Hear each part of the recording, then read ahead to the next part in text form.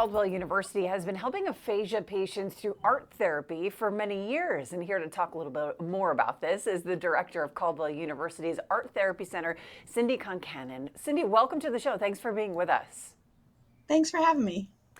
So, Cindy, can you help people understand what is aphasia and what does it do to people? So, aphasia is a communication disorder that is usually acquired when someone has a stroke or traumatic brain injury.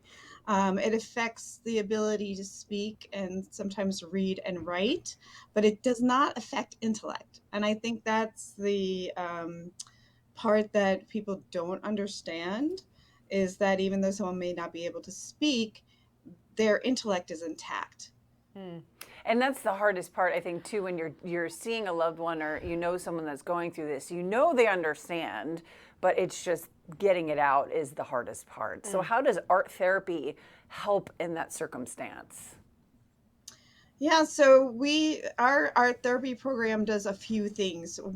The first, of course, is to create community.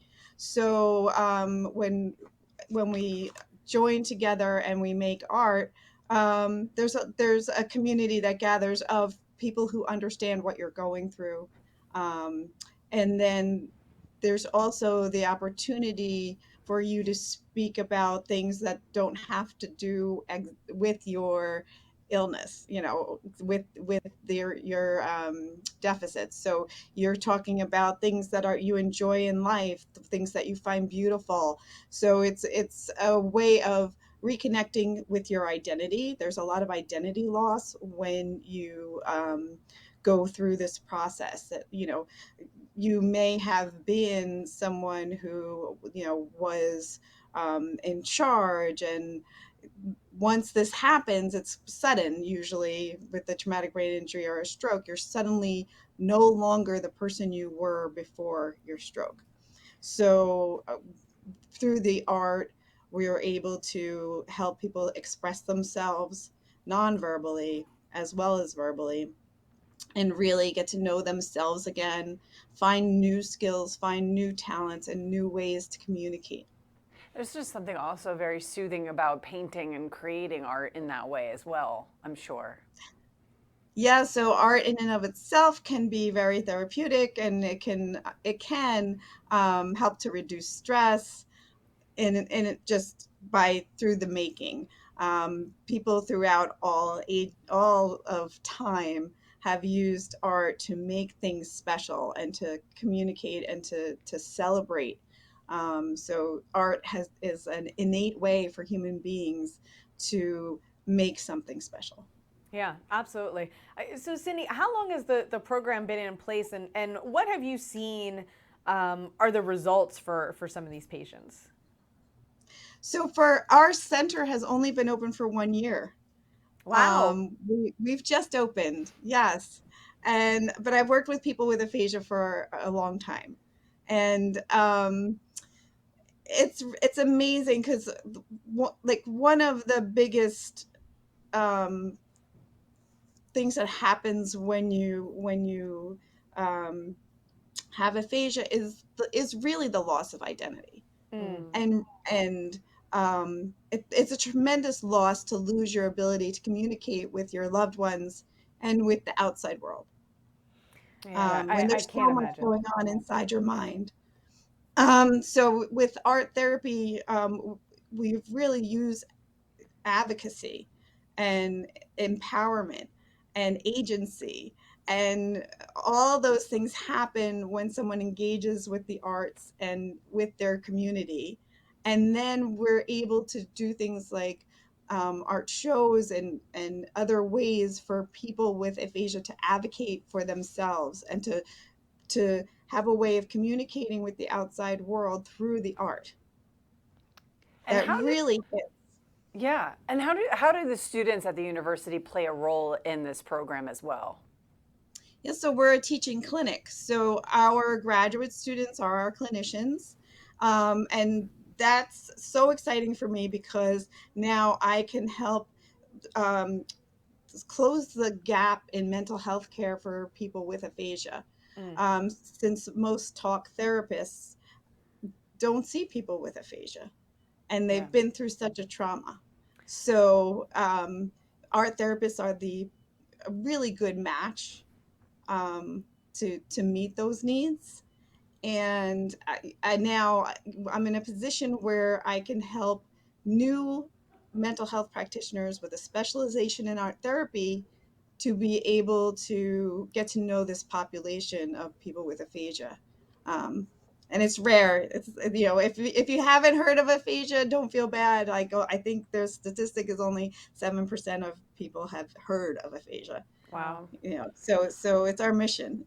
Yeah, well, Yeah. you know what, Cindy, that it just kind of leads us to the perfect question. Yeah. Where can people go to learn more about the program and aphasia, and what can they do to help?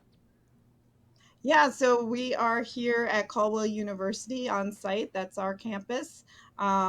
You can call or email us at catctc@caldwell.edu. And another place to go to find more information about aphasia is the Adler Aphasia Center, and they're online as well. And that's a great place to start for the definition of aphasia, and they've actually done a wonderful work getting the word out. Amazing. Thank you so much for coming on the show this morning. We appreciate you. Thank you. It's a tough disease because it gets looped in a lot of times with dementia and Alzheimer's, but it's a separate. And that's really interesting. I think that's one of those things that's probably so hard, and particularly for the pit to be aware and It's like you're available and trapped. just not be you're able trapped. to get it. And we were talking to Bruce Willis, who's Bruce from New Willis, Jersey. He was That diagnosed with dementia, but also aphasia as well. as part of it. My own mother, she has brain cancer, but also goodness. diagnosed with aphasia. Wow. That goes along because like she was saying, it's a traumatic It's along brain, with the brain injury. Yeah, traumatic brain injury. So it is a separate disease, but it's so often misdiagnosed Tied to as these other things. dementia and Alzheimer's Right. and things like that. But it's like they're trapped in their own brain. But there are ways, and there's therapies and art therapy I that, love which is amazing. the art therapy. And she's right, too. If you think about it, most people who decide they're going to be a therapist presumably would go into talk therapy, not realizing, there are people who would need other ways. music therapy, art therapy. Yeah, that's really interesting. It is truly remarkable, though, some of the therapies that they do have. For instance, they use, technology, iPads to communicate and things like that. But art also is really just the most fundamental, kind of way of communicating through pictures and paintings. Absolutely. So it makes perfect sense. So what a great program there. Definitely. Speaking of art, New Providence recently unveiled a new mural created by local artist named Cindy Gelormini, and we learned more about the project and the deep meaning behind the design. I'm Al Morgan, mayor of the borough of New Providence. I've been mayor here for 18 years and a lifelong resident, and I'm very proud of this mural. Hi, my name is Cindy Gelormini, also known as the Paint Diva. So I was asked to paint the mural of New Providence. They wanted to brighten up this space because it was just a dingy, old, dark wall that was faded and chipping, and they wanted to brighten it up. As you can see, it's a welcoming piece.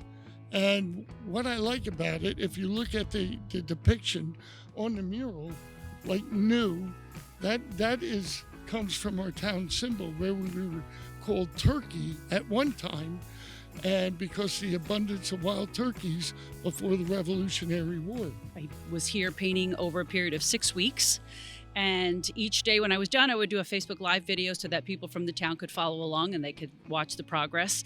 And as I was doing each letter, I was explaining what the history was of that letter, what it was depicting, and I would give a little bit of history about the town each time in every video. It's just a history of the borough of New Providence. And then on the end, which I'm proud of because I am a proud New Providence pioneer, we all have our colors of green, white, and gold. It is truly a work of art and a work of love, because Cindy was born and raised here too. We grew up here. My husband's family has been in town since the 1930s, so he knows a lot of random history about New Providence that I used to share, and I told everybody why we're the pioneers, why are we green and gold. She is truly a somebody who has a passion to do this. And she loves her community just like I do, and it shows. So around the back of the building, you'll see that I painted a butterfly, and this is very special and personal to me. My son Robbie had severe autism and seizures. He passed away 6 years ago. And after he passed, we kept finding penguins everywhere. They kept appearing everywhere. And the day that I cleaned out his group home, I pushed the button on his DVD player to see what the last movie he ever watched was, and it was Happy Feet, about the dancing penguins. So I wrote a children's book series about a little penguin with autism called Robbie's World and His Spectrum of Adventures. And then it also depicts things that Robbie loved growing up here in New Providence, and his favorite things were food and water and music. So these are some of the foods that he loved. Here's donuts and cupcakes and sweets. Down in the bottom you'll see ice cream, pizza, burgers and fries. Right? But also there's music notes that represents the music that he loved.